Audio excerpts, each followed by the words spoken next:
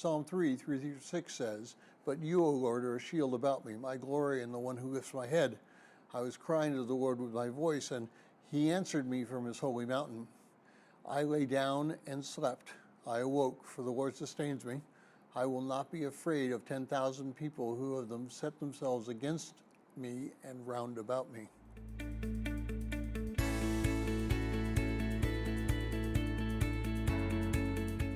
Well, if you're joining us in reading through this 6-month reading plan, today's reading is Psalm 3, and I encourage you to read that passage. Well, in 2 Samuel 15, and continuing on for the next few chapters, Absalom, David's son, rebels against his father and not only seeks to oust him as king, but also to kill him.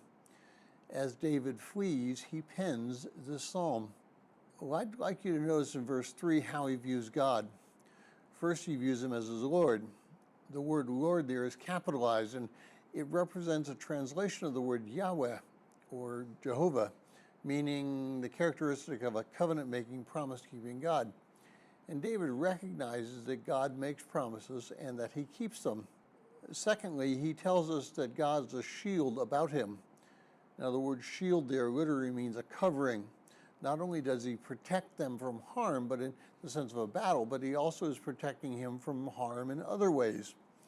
God is our protector, and he will cover us as we travel through our life and move through both the negative and positive experiences that we have.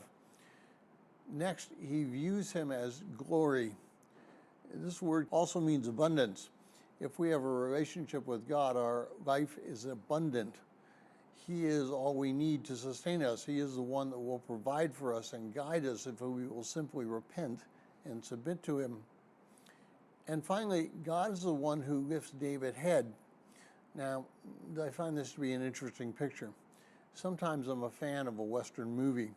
And in this movie, on occasion, somebody finds somebody else laying on the ground dying of thirst, and they are so careful that they come over and they gently raise their head and pour water into their mouths, thus allowing them to be revived. This is exactly what God does for us as we're laying on the ground. He comes over to us and he cradles us, raising our head and giving us that which we need to survive. Now, David tells us the results of his belief in God in verses 4-6. As he lays down to rest, he recognizes that God will be the one who will sustain him through the night and raise him up in the morning. He recognizes that through God's strength, he does not have to fear anyone. Now, in the next few years, if the trend continues, Christians will begin to face more and more struggles in the world around us. Society may revert back to what occurred during the Roman Empire in the first 3 centuries, where Christians were sought out and killed because of their faith. As we talked about yesterday, Ignatius, that late 1st or 2nd century bishop in Antioch, went to his death in Rome asking the Roman Church not to interfere, that he may become fully human.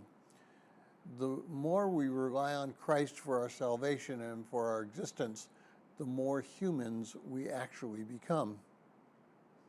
Again, if you would like a PDF copy of this entire reading plan, please send an email to phineasjacobus@runningtohim.net.